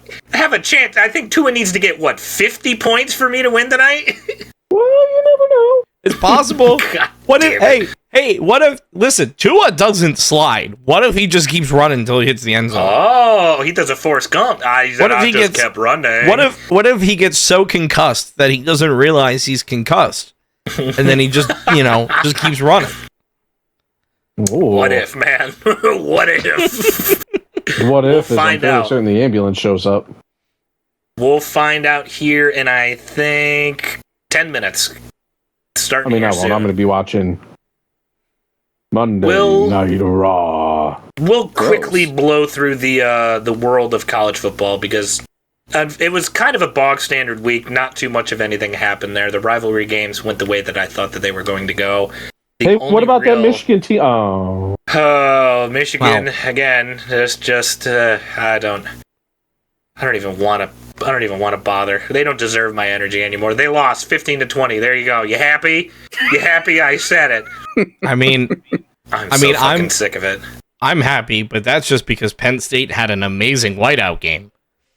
It looked really good. Yeah, and it was exactly what we needed to show that we are still a very, very good contender.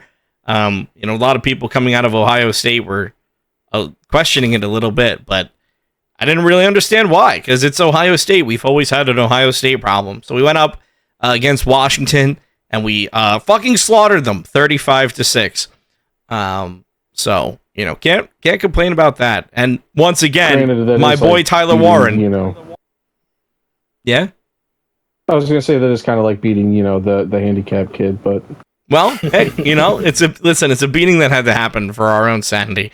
But yeah, once again, my boy Tyler Warren coming in. He's getting 2 touchdowns. One of them was leaping over the entirety of the Huskies. Dogs on the field? The Washington Huskies. That's their team name, bud. That makes sense. Although they do come out with an actual Husky in their entrance. They do have an actual Husky on the sidelines. Oh, there's a puppy. Yeah, he's very, very cute. But unfortunately, that Husky had to watch his team get absolutely fucking slaughtered in Happy Valley. But yeah, Tyler Warren had an amazing... yeah. Tyler Warren had an amazing dive where he kind of leaped over everyone, stuck his hand out, and got a pick, to the point where they were like, did he get it? Did he not? He did. But it was a really good play, really, really smart move there to just kind of reach across like that. Also a key blocker when he wasn't running. He got 2 touchdowns himself. And then over on the defensive side, looks tight as fuck. Gotta love it. Abdul Carter popping off, wearing the sticks, number 11. He got 2 sacks, but that was always good to see.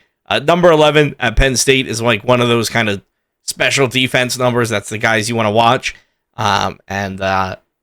Seeing Abdul Carter actually kind of live up to that is pretty cool, because it's just one of those things where the good players have always worn number 11 for whatever reason. Yeah, really good game, and went a lot better than the Michigan game, so I'll take it.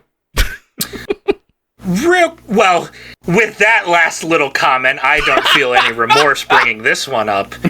Since I wasn't here last week, I would just like to shine some light onto the situation. Mm-hmm. How much... Because I listened to the episode, and while I was, I think, either listening to Machine Gun Kelly or training with Kenny Omega in Japan, whatever my lore was. You were sparring with Kenny Omega in Japan, yeah. While listening to MGK's new album. How much money did you put on your boy to win the Heisman, sir? $25. Okay. Not 25,000. Oh, whew. No. Where's the faith? Gavin, hold on. Okay. He does have plus 15,000 odds to win the Heisman this year. Just wanted to make that known. For those of you listening at home, that is essentially 15,000 to 1. Oh boy. So somehow, some way, the odds have gone up in a 2-touchdown performance against Washington. Yeah. FanDuel has said now he has less of a chance to win the Heisman, turns out. I don't know how that works, to be honest. Like, that one I'm really confused about. I thought a 2-touchdown performance, they would have maybe moved him up in the list a little bit more, but... It was plus 10. It was plus 10,000 when I made it. Yeah, well, if you got in at better odds, there you go. Yeah, I got it right when it went live. Like I said, I did it a couple of weeks ago. But yeah, I did $25, and then they give you like those like bonus picks. I got like the 5 bonus picks or whatever. So I did a couple more on him, and then I did a couple on Drew Aller as well. Just why not? Shits and gigs. I understand it. I'm legitimately hoping I make money off of at least one of these. The front runner, preferably Tyler Warren. He's better odds than Drew Aller. To answer your question last week, Kevin, right now, well, I think you did say that Cam Ward was the front runner last week. Mm-hmm. But after Miami shits the bed against Georgia Tech, after Georgia Tech's defensive line just had their fucking way with them, and not anymore. First place in the Heisman race is actually Mr. Content Boy himself, Travis Hunter, Kai Sinet's best friend out of Colorado. Is he quarterback? He's actually doing the same thing that Harris Penn State guy is doing. He's playing multiple different spots. He is a wide receiver as well as a defensive back for the Colorado Buffaloes. Oh, what does a defensive back do? Interceptions. So he's fast. That's what you had Dick Butkus doing back on College Football 25. Mm-hmm. Now it's clicking for you. Kiss? Oh, that too. Mm-hmm. I miss Bud Dickus. Yeah, I do too. He's in a legal career ended too soon. Change. He's in a legal battle right now. Yeah, he had some legal trouble. I believe it. Bring him back.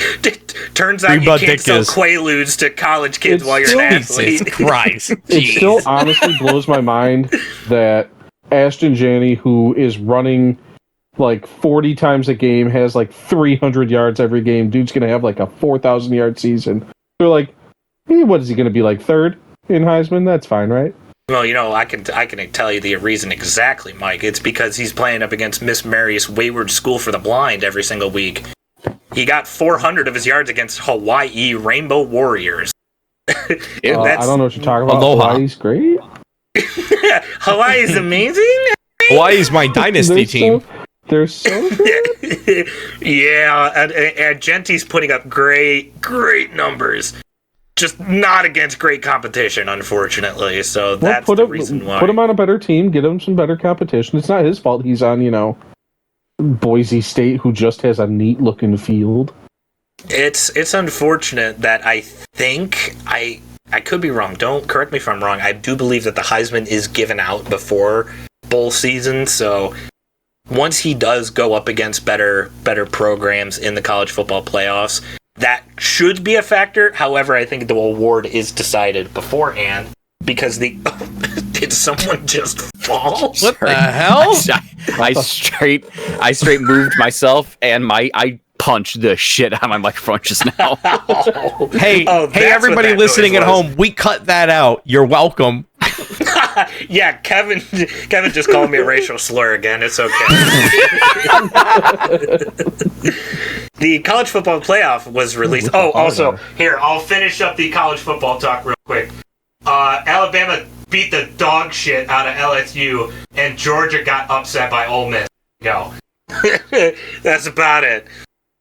The college football playoff was released, and for those of you who don't know, in the past decade, I believe, it was done in a 4-team format where it was just the 3 matches where 2 teams would play each other, 2 teams would play each other, and then the winner of both games would play each other in the national championship. However, this year is the first year that they expanded to a 12-team format. I will just sort of rifle through everything real quick, and then we can give our thoughts and opinions on it afterwards. In the number 1 seed, they have the Oregon Ducks. The number 2 seed, they have the Texas Longhorns. Number 3 seed, they have the Miami Hurricanes, which is not going to be there anymore once the next ranking comes out. The number 4 seed, they have the BYU Cougars, the Mormons eking their way into the top 4. Number 5, Ohio State. Number 6, Penn State. Number 7, Georgia, which should take a tumble. Number 8, Tennessee. Number 9, the Indiana Hoosiers, again, who just beat the dog shit out of Michigan this week. Number 10, the Notre Dame Fighting Irish, who apparently is not going to be very much affected by their early loss to the Northern Illinois I think they're the Huskies as well. I don't know. Yes. There's another dog name.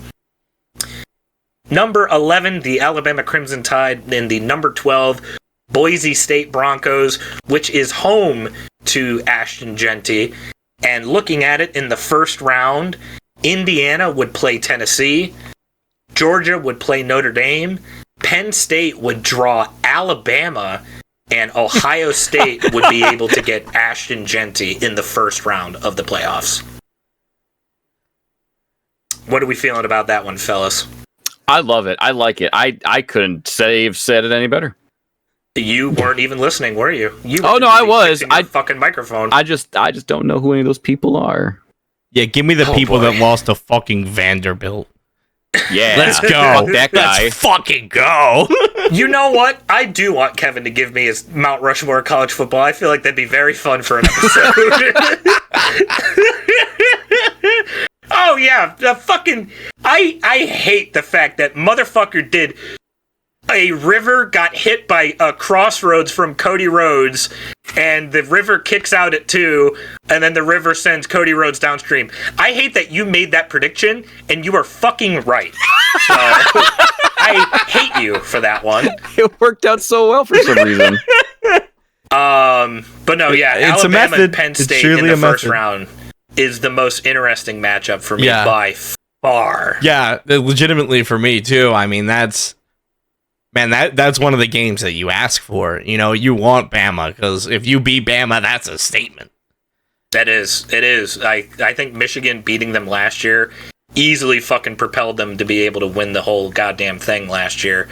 And I think, like, if Penn State does draw them still in the first round, I think that'd be fucking huge if they could knock them off. And Will they? Where was Bama on that? Like, on that ranking? Because it's the higher rank, 11. And the higher rank gets home advantage, right? Yes, so Bama would be traveling to Penn State. Yes. Yes, please. Yes, please. Mm-hmm. Yeah, make it a whiteout, please. Oh my god! If it was Nick Saban, I'd feel a little scared for you. But since it's Kalen DeBoer, I think you guys got that one in the fucking bag. Exactly.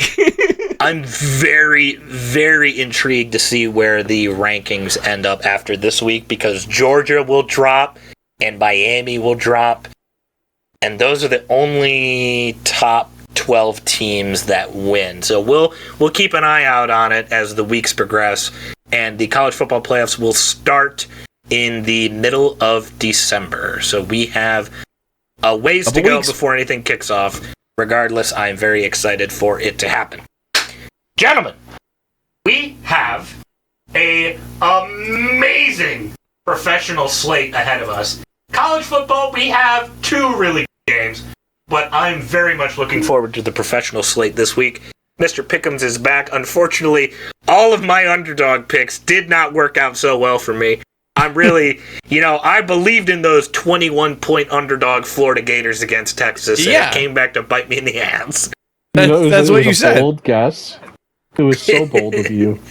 It was extremely bold, actually. I appreciated it. I appreciate when you stand by what you mean.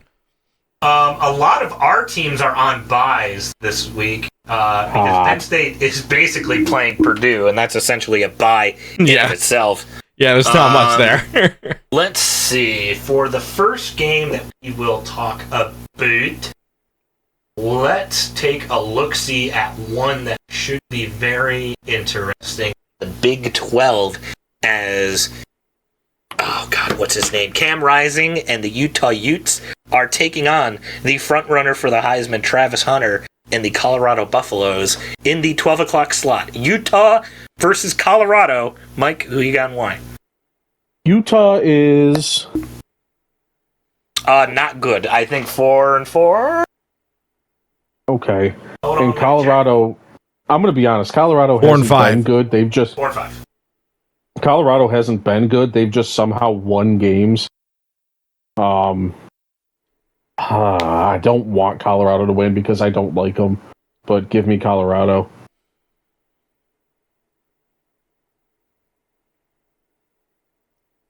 Kev? FGK. Let's see. I mean, so it's Colorado and who again? Utah. The Mormons. Utah. So it's a bunch of Buffaloes versus a bunch of Mormons. That's a good way of putting it. Okay, so now I can break this down properly. Okay, so Buffaloes were big like 100 years ago. I mean, they were everywhere. Huge, the Mormons massive. just are still everywhere, even though.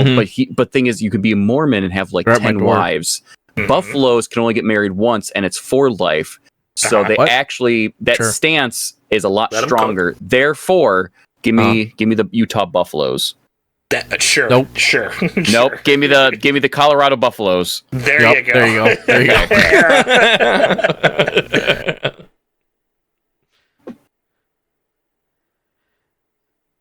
Now, you go first. I don't know. I'm indecisive. I was just gonna say I'm gonna make this one easy. Colorado is 4 out of 5 of their last games they've won. Utah is 0 out of 5 for the last games that they've won. Ooh, boy. Bit of a skid. Yeah, bit of a skid. I really want to root for the underdog just because I think it'd be funny, and I'm going to. So give me Utah. Yeah. There we go. Now it's getting zesty, baby. Let me crunch the numbers here real quick. Whew, Utah, 9.5-point dogs on the road. You know what? I'm feeling spicy. My underdog picks didn't work out last week. I'm going for it this week. Errol, I'll join you. Utah, baby. Let's go. Oh, shit. Now, we have one of 2 ranked matchups. We'll talk about the worst one on paper first, as we see the number 24 ranked Missouri Tigers taking on the number 23 ranked South Carolina Gamecocks. Mike, who you got and why? My headset cut out. What was that? Missouri, South Carolina at 4 o'clock. I haven't been watching either team. Wait, isn't 23 Clemson? No, you're looking at old rankings. Oh, okay. Sorry. You're good. You're good. You're good. I haven't been watching either team, but I thought South Carolina just lost this week. Give me Missouri. Mizzou. Okay, FGK, this one is the Tigers versus the Gamecocks. Oh my God! Well, obviously, okay. So it's not Tigers versus the Cocks. It's the Gamecocks. Gamecocks. It's like a rooster. Like a show rooster. Yeah, gotcha. Naturally, like a of big course. rooster. Fun to say, Which isn't a small rooster, but no. We talking about tiny cock? Oh man, That's their minor league. That's the high school. the little cocks. The little cock.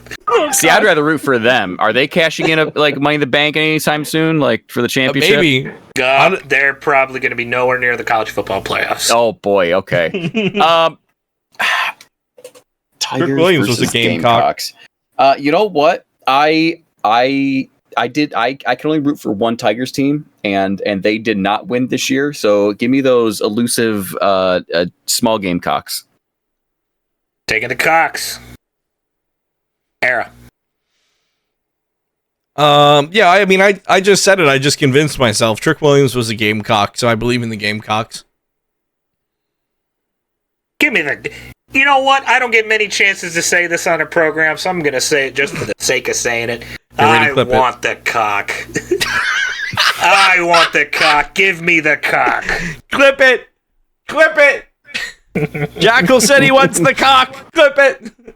So sorry, Mike, you're going to be by yourself back in Missouri this week. However, I saved the juiciest for last in the prime time matchup College game day hosting as we see the number 6 ranked Tennessee Volunteers taking on the number 11th ranked Georgia Bulldogs, baby. 6 versus 11, a top 12 matchup. Georgia, Tennessee. Mike, who you got? I don't want to pick this one. This one just makes me sad. This should be such a good game. Should be. But I also have this feeling because Georgia just blew this last game, didn't they? Oh, well, blew or got blown. I'll let you decide. However, they did lose. Yeah. And like them and Alabama are both like, oh, we're just going to be really bad one game and then murder another team by 40. I want to pick Tennessee because I like Tennessee. They haven't been good for a long, long time. But I feel like Georgia, after losing, they're going to win. So give me Georgia. Okay, FGK. This is the Volunteers versus the Bulldogs. And you know Bulldogs have that breathing problem. Yeah, they do. Okay. Okay. You know what? I'm actually gonna. I think this is an easy one. The Bulldogs, I agree, will also be heavy breathing by the first half. And then you'll have the Volunteers come in, and when they run out, you got another guy that's tags you in. He volunteers. He takes your spot. So that's it's never-ending cycle. Give me the Volunteers. Woo! There we go. Era. Honestly, I'm a Bama hater, but I'm a fan of the Georgia Bulldogs, and I think that I wouldn't really read too much of that loss against Ole Miss. Honestly, I think everyone's entitled to one off game, and I think that's probably what it was. Just like Jared Goff, he had an off game. He threw 5 interceptions. So like a Goff game. There you go. Get out. So yeah, I'm not really thinking too much of that right now. And the reason why I'm not going to think too much of that right now is because they're going to beat the Volunteers this weekend. So give me Georgia. Kevin, I'll join you. I like Tennessee. Tennessee's rolling right now. They are 9.5 dogs on the road. I think Georgia's shaken. I think Carson Beck is going to be flipping burgers by the time this season's done. Jared Goff threw 5 interceptions. I think Carson Beck has about almost 25 interceptions on the season. This fucker cannot throw to his own team. And it sucks for him because Georgia is an elite team. So we'll see what happens in the primetime slot. He can throw it near his team. He just has to have somebody he can get it in the area. That's about it. However, in the professional slot, there's some shit games, but there's some good games too. There's some very good games. Commies Eagles Thursday Night Football. We all know where the picks are going to go there, so we'll hold off on doing that one. But that one should be a barn burner of a Thursday night matchup. Well, as long as the Commies finally find themselves again. I thought they were going to win this game by like 25-30, and then they lost. Well, if it wasn't for a single offsides penalty or an encroachment penalty right at the end of the game, they had a damn good chance to come back and win that one. We'll see. We'll see come Thursday. And, well, actually, by the time you're listening to this, you'll already know what happened. I'm either really happy or really, really, really nervous. The first game, keep on giving Saquon the ball. I want to take a look at is the Baltimore Ravens traveling to the Pittsburgh Steelers as Pittsburgh is playing their first divisional game all season. Jesus. Pittsburgh has not played a single divisional game the rest of the way. Pittsburgh, here, real quick, you can think about your picks. It's Baltimore, Pittsburgh. Ruminate in it, sit on it, think about it. I'll vamp for a second because this is absurd what Pittsburgh has to go through the rest of the. I'm going to read you the rest of their schedule. Oh my god, I'm so excited. Pittsburgh versus Baltimore. Next week, Pittsburgh versus Cleveland. Then Pittsburgh versus Cincinnati. Then Pittsburgh versus Cleveland again. Then it's Pittsburgh versus Philadelphia. Then it's Pittsburgh versus Baltimore. Then it's Pittsburgh versus Kansas City. And they end the season against the Bengals again. So in order, Ravens, Browns, Bengals, Browns, Eagles, Ravens, Chiefs, Bengals. 100% there is a world where Pittsburgh only wins 2 more games the rest of the season. Oh my God. They got the reverse Chiefs schedule. This is a fucking... Well, especially now that famous Jameis Winston is playing instead of Deshaun. No. I would like the way you said it the first time. You fixed it, but I didn't want you to. Famous Jameis. The Browns are a lot more scary than they were when fucking Deshaun was quarterback. Yeah, but people realized all they have to do is kind of be near Jameis Winston, and he still throws it just 50 yards away from everybody. It's not a guaranteed win like if Deshaun was playing, but they're a little bit more scary. So, yeah, Mike, Steelers, Ravens, who you got? Ravens. Bam, easy. Derrick Henry rushes for 150 yards and 2 touchdowns. FGK. I think the Ravens have yet to look like no weeks. I haven't seen any weak spots. So yeah, give me the Ravens. Era. Lamar Jackson has been my quarterback every single week in fantasy football since week 2. I am 9-0. He consistently puts up 30 points every week. Give me the Ravens. Damn, Baltimore across the board. Our first clean sweep in a minute. That is all Baltimore. Which means the Steelers are going to win. Steelers are going to take it, baby. This is what happens. If we all pick the same thing, it's going to be the opposite. Next up is a divisional showdown, again, of a rematch of a Thursday night game that happened earlier this year, as we see the Seattle Seahawks traveling to the, seems like now surging, San Francisco 49ers. What Geno Smith do we get? Is Kenneth Walker healthy? Is Jackson Smith Njigba still the hardest name to say in the NFL? We'll find out on Sunday at 4 o'clock. Mike, who you got? What were the teams again? I heard Seahawks. Oh, sweet tap dancing Christmas. Seahawks Niners. You mean sweet tap dancing Sasha Christ? Sasha Christmas. Yeah, you gotta get it right. Oh boy, this is one of those games where both these teams could be really good, or it could be a big old pile of dookie. Give me McCaffrey finally finding his toes again, and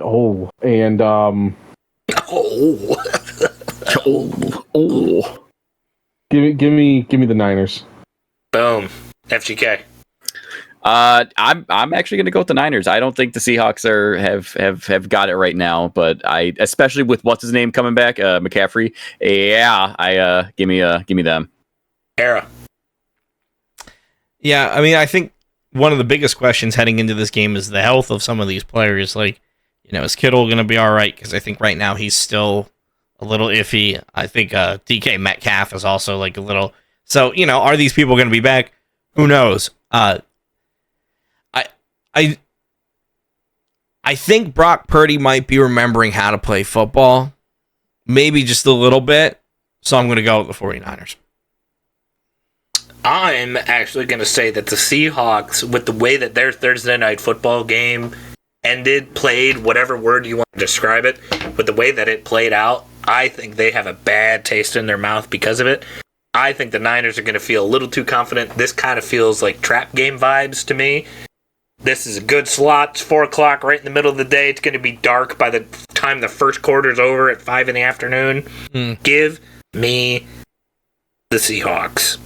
And in our last game that we will talk about, however, Monday Night Football next week is a pretty good matchup. Monday Night Football is the Battle of Texas, as Houston and Dallas are squaring off. On paper, at the beginning of the season, that one looked really good. Now it looks like it's going to be bumbling offense number 1 versus bumbling offense number 2. So we'll see what happens there. This game, I will dub America's Last Chance. As the Kansas City Chiefs are traveling to Buffalo, New York to take on Josh Allen and the Buffalo Bills in a regular season matchup at 4:30 in the afternoon on Sunday. Chiefs, Bills. Mike, who you got? The refs. Referee Mike has the Swifties. Mm-hmm. That's all I got, guys. You can keep going. No, that's Mike's pick. I wrote down the refs. Okay, FGK. I'd also like to pick the refs. This is definitely the America is behind Josh Allen 100%, except for Travis Kelce and all his Swifties. But all the sane people in the world are behind Josh Allen.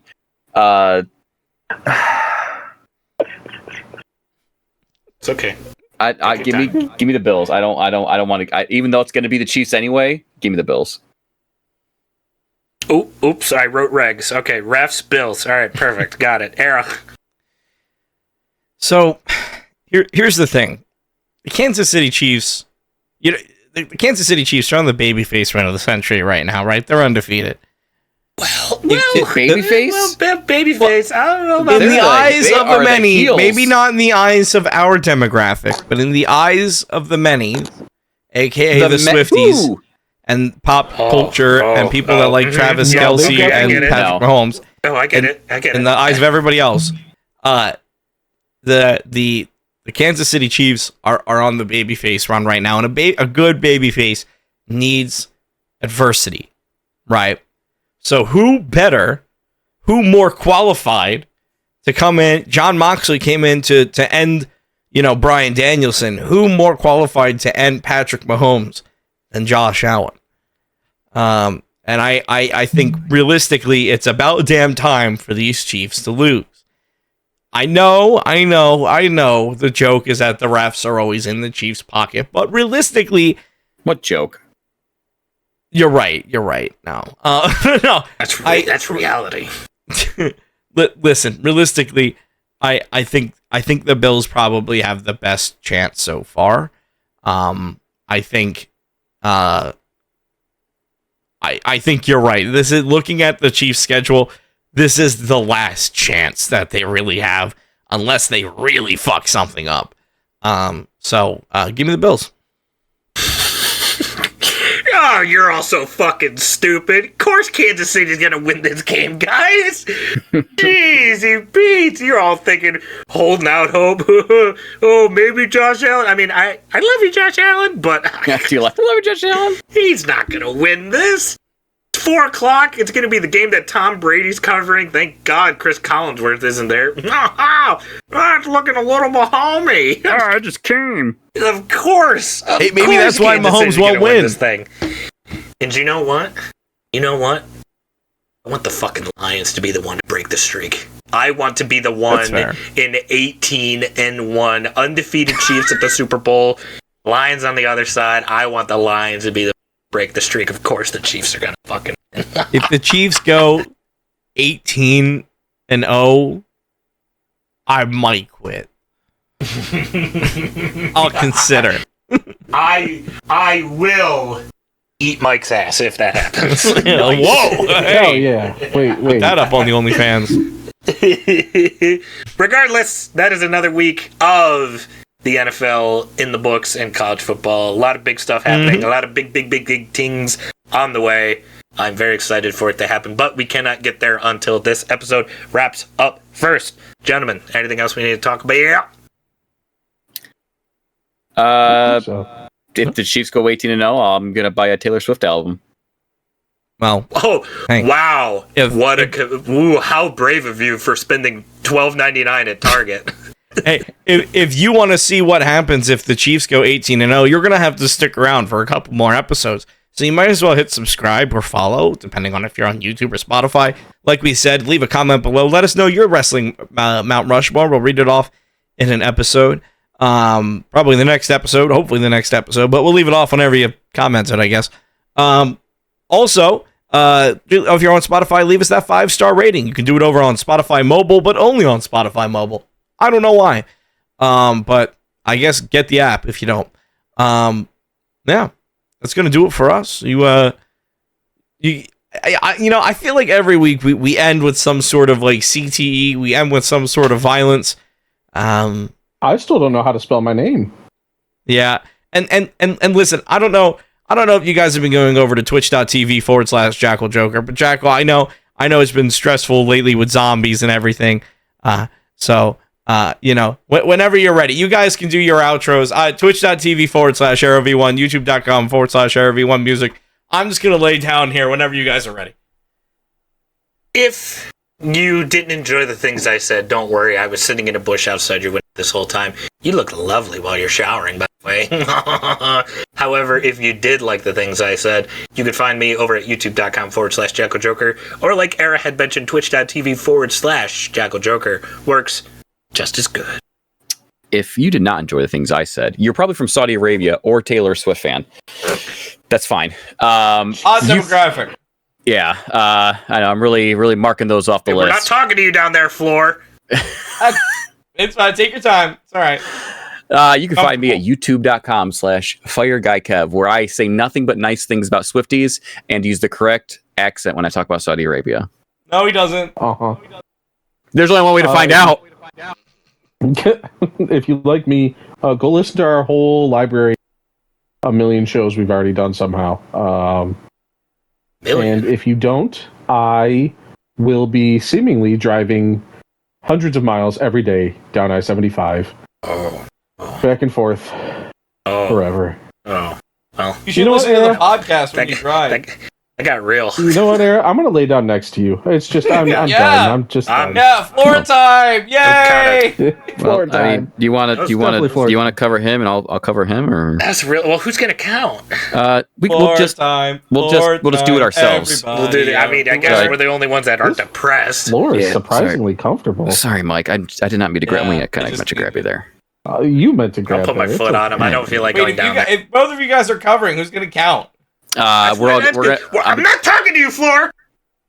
Jeez, he keeps. Know your role. Takes the pin and just keeps talking. I do know my role. I'm waiting. It's all right. All right, here, I got it. Yeah, there we go. All right, there we go. It's a 2-hour episode. 1, Come on. 2, 3. All right, there we go.